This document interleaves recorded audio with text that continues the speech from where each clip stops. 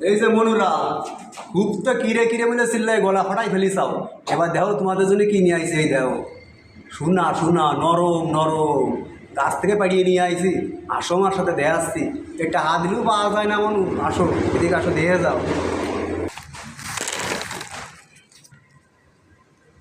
এই দেখো, দেখছো? এই দেখো সোনা, মানে একেবারে একদম খাঁটি সোনায় টাকা দিলেও পাওয়া যায়। আরও আছে এই দেখো, গাছের থেকে পাড়িয়ে নিয়ে আইছি। চমৎকার জিনিস।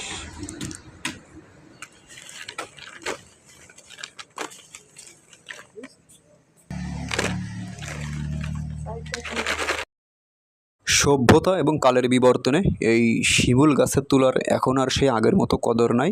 তবে এখনও কিছু কিছু শৌখিন মানুষ এই তুলা খুব বেশি পছন্দ করে, যার কারণে তারা কষ্টসাধ্য হলেও গাছ থেকে এই তুলা সংগ্রহ করে এবং বালিশ, লেপ, তোশক বানিয়ে থাকে। এছাড়া যাদের বাড়িতে ছোট বাচ্চা আছে, তাদের দাদু দিদা, দাদা দাদি, নানা নাতি এই তুলা খুব বেশি পছন্দ করে এবং তাদেরকে ছোট ছোট বাচ্চাদেরকে এই তুলার বালিশ বানিয়ে দিয়ে থাকে। এই তুলার বিশেষত্ব হচ্ছে এই তুলা দিয়ে আপনি যাই বানান না কেন, আপনার এই তুলাটা কখনো চুপসে যায় না।